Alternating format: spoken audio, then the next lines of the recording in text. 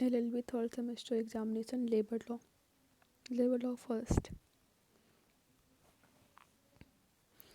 गोदी तथा बंदरगाहों पर काम करने वाले मजदूरों के लिए इंडियन डॉक लेबर्स अधिनियम 1934 में आया। फैक्ट्री अधिनियम संशोधन अधिनियम 1911 द्वारा बालकों के नियोजन की न्यूनतम उम्र तय की गई 12 वर्ष। एम्प्लॉइज ऑफ वर्क्समैन डिस्प्यूट्स और फैक्ट्रीज एक्ट के अंतर्गत महीनों की न्यूनतम 4 दिन का अवकाश अनिवार्य, 1 महीने में 4 दिन का अवकाश अनिवार्य है। एम्प्लॉइज ऑफ वर्क्समैन डिस्प्यूट और फैक्ट्रीज एक्ट के अंतर्गत कम आयु के बालकों को नियोजित करना मना था। 7 से कम आयु के बालकों को। व्यवसाय संघ अधिनियम की कौन सी धारा अवयस्क के व्यवसाय संघ की सदस्यता के अधिकार से संबंधित है? Option C 21। व्यवसाय संघ अधिनियम की कौन सी धारा कुछ मामलों में दीवानी वादों से उन्मुक्ति से संबंधित है? धारा 18। व्यवसाय संघ अधिनियम की कौन सी धारा जिन प्रयोजनों के पर सामान्य को खर्च किया जा सकता है संबंधित है? Option C 15। व्यवसाय संघ अधिनियम की कौन सी धारा पंजीकरण के प्रमाण पत्र से संबंधित है? ए 9। ट्रेड यूनियन व्यवसाय संघ अधिनियम की कौन सी धारा पंजीकरण से संबंधित है? धारा 8। व्यवसाय संघ अधिनियम की कौन सी धारा व्यवसाय संघ के नियमों में निहित शामिल किए गए प्रावधानों से संबंधित है? धारा 6। एम्प्लॉइज ऑफ वर्क्समैन डिस्प्यूट्स और फैक्ट्रीज एक्ट के अंतर्गत फैक्ट्री वह है जहां न्यूनतम 100 व्यक्ति काम कर सकते हैं। एम्प्लॉइज और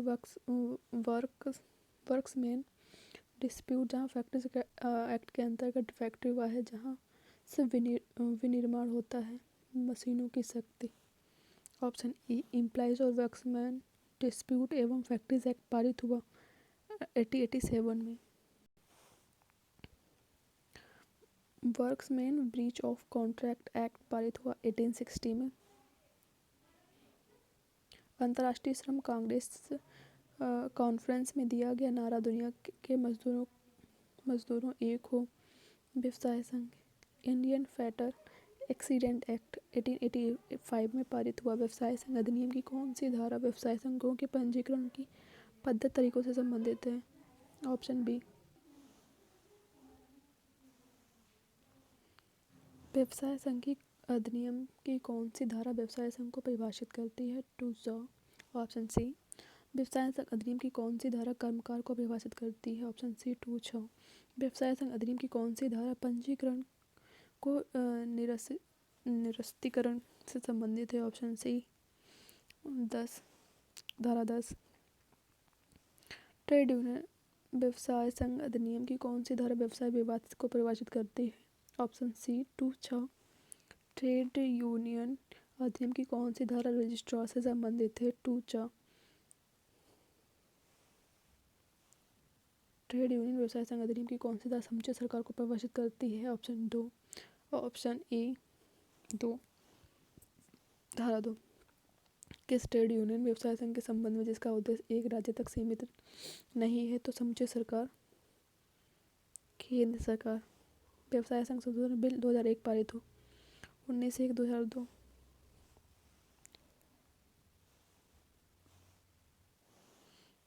किस वाद में निर्णित किया गया कि शांति व्यवस्था बनाए रखने हेतु संघ बनाने की शक्ति स्वतंत्रता पर उचित और युक्त निर्बंधन लगाया जा सकता है? मद्रास राज्य बनाम वीजी राव। अंतर्राष्ट्रीय लेबर कॉन्फ्रेंस 1947 अंतर्राष्ट्रीय व अंतर्राष्ट्रीय स्तर पर व्यवसाय संघों को मजबूत करने पर बल दिया गया। ऑप्शन सी 11 जुलाई।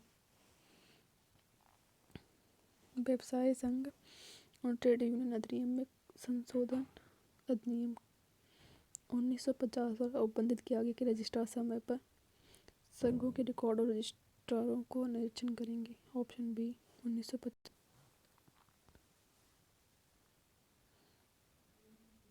ट्रेड यूनियन अधिनियम में कौन सा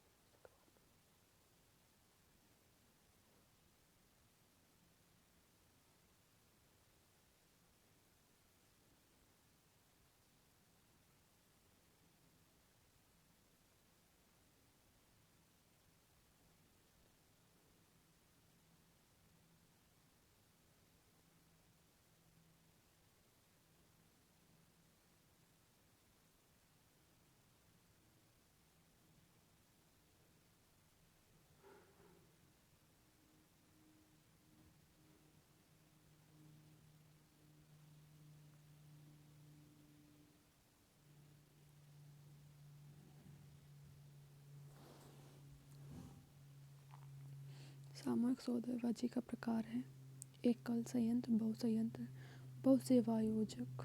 ऑप्शन डी उपरोक्त सभी। सामूहिक सौदेबाजी का साधन है पंच निर्णय, मध्यस्थता, रेफरेंस। ऑप्शन डी उपरोक्त सभी। सामूहिक सौदेबाजी का आवश्यक तथ्य है सौदेबाजी के शर्त, समझौता, समझौते का निर्वचन ढंग। ऑप्शन डी उपरोक्त सभी। दो संघ मिलकर सामूहिक सौदेबाजी करने के एजेंट बन सकते हैं। यह सिद्धांत अमेरिका के टैक्स हर्टर अधिनियम की धारा 13 से लिया गया है। किस कमेटी के सुझाव?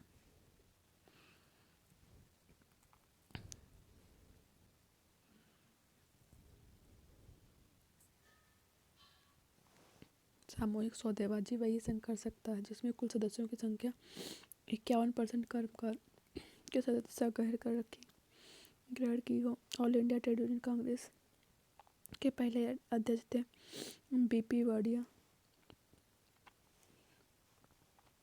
भारत ट्रेड यूनियन की सर्वाधिक वृद्धि किस राज्य में हुई? पश्चिम बंगाल में।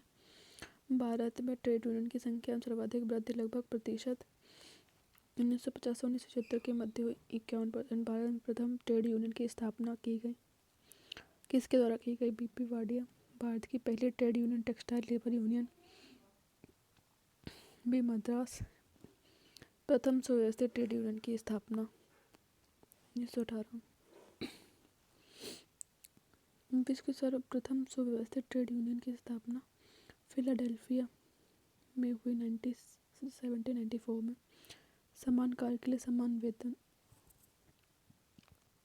सामूहिक सौदेबाजी संघीय शक्ति का सिद्धांत संबंधित है। ऑप्शन सी सामूहिक सौदेबाजी से। औद्योगिक विवाद अधिनियम की कौन सी धारा पूर्वानुमति के बिना छंटनी के लिए शासित से संबंधित है? ऑप्शन डी 25 था। किस बात में न्यायालय ने निर्णित किया गया कि बिना प्रतिकर दिए छंटनी करना अवैध है? ऑप्शन डी नेशनल आइस और स्टील का लिमिटेड पर बनाम पश्चिम बंगाल राज्य। औद्योगिक विवाद अधिनियम में कौन सी धारा निरंतर सेवा से संबंधित है? 25 का। Option B. औद्योगिक विवाद अधिनियम की कौन सी धारा छंटनी की प्रक्रिया से संबंधित है? Option B 25। औद्योगिक विवाद अधिनियम की कौन सी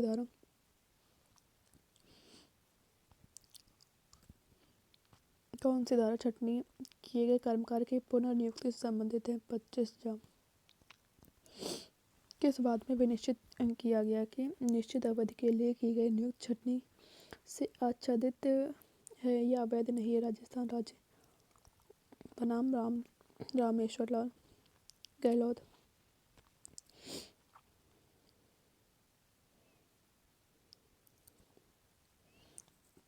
छंटनी का कारण कर्मकार का बाहुल्य, कार्य समाप्ति, कच्चे माल का अभाव। उपरोक्त सभी।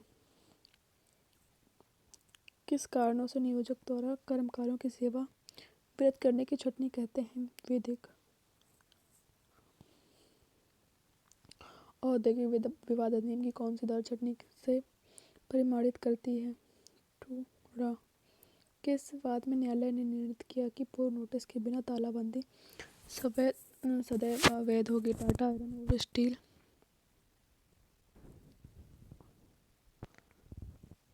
किस बात में न्यायालय ने कहा कि तालाबंदी के परिप्रेक्ष्य में बंदी सदैव उद्देश्य को लेकर ही की जानी चाहिए? Option A Pipraich sugar mills.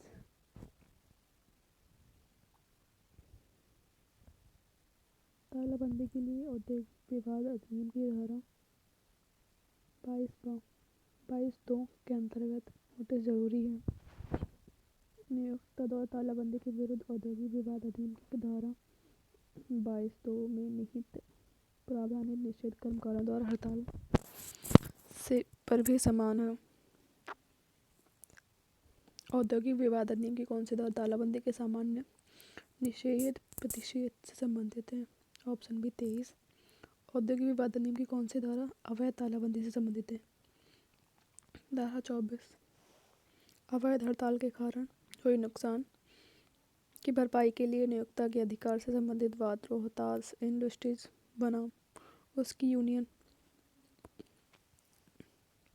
औद्योगिक विवाद अधिनियम की कौन सी धारा अवैध तालाबंदी के लिए वित्तीय सहायता के लिए निषेध संबंधित है? Option B 25। किस बात में उच्चतम न्यायालय ने कहा हड़ताल तालाबंदी का प्रतिपक्ष है? करीबेट्टा स्टेट कैटेगरी बनाम राजमणी। स्वैच्छिक मध्यस्थता विवाचन से संबंधित औद्योगिक विवाद अधिनियम की धारा 10 को 1956 ऑप्शन बी के संशोधन के अधिनियम द्वारा जोड़ा गया। किस बात में न्यायालय को स्पष्ट निर्णय दिया गया कि नोटिस न दी जाने पर हड़ताल निश्चित रूप से अवैध होगी? Option C municipal committee Pathankot बनाम इंडस्ट्रियल ट्रिब्यूनल पंजाब। हड़ताल की नोटिस दे सकता है श्रमिक कर्मकार फेडरेशन। ऑप्शन डी उपरोक्त सभी। औद्योगिक विवाद अधिनियम की किस धारा के अंतर्गत हड़ताल की नोटिस प्राप्त होने पर नियोजक को उसकी सूचना समझे सरकार को 5 दिनों में प्रेषित की जाएगी? Option C 22(6). लोकोपयोगी सेवा में की जाने वाली हड़ताल के लिए पूर्व नोटिस देना आवश्यक है? ऑप्शन डी 6 सप्ताह। अवैध विवाद अधिनियम की किस धारा के अंतर्गत हड़ताल का नोटिस देना परमादेश है? धारा 22। किस बात में न्यायालय ने निर्णित किया कि हड़ताल प्रदर्शन का एक लोकतांत्रिक माध्यम है? वी.आर. सिंह वर्सेस भारत संघ।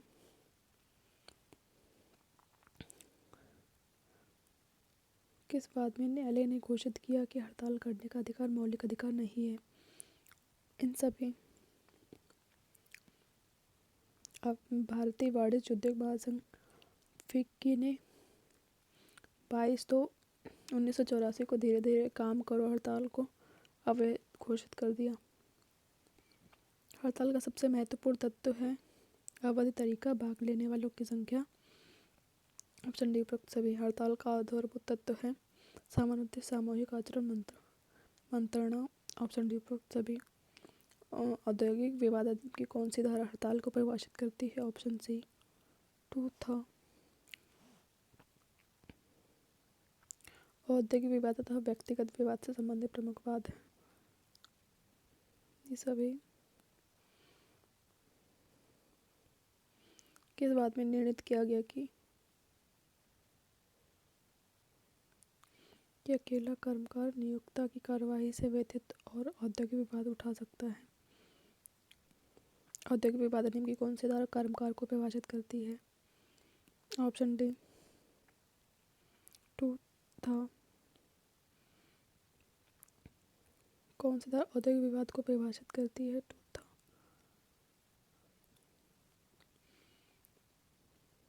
कौन सी धारा अधिनियम की औद्योगिक विवाद संशोधन अधिनियम 1982 द्वारा उद्योग की परिभाषा को परिभाषित करती है? उद्योग की परिभाषा।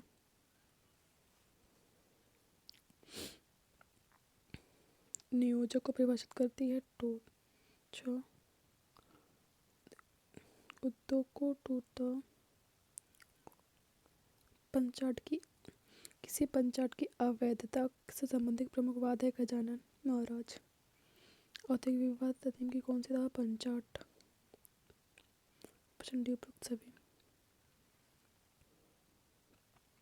औद्योगिक विवाद अधिनियम की कौन सी धारा औसत वेतन 2 का औद्योगिक विवाद अधिनियम के अंतर्गत समझे सरकार को परिभाषित सरकार से संबंधित वाद है?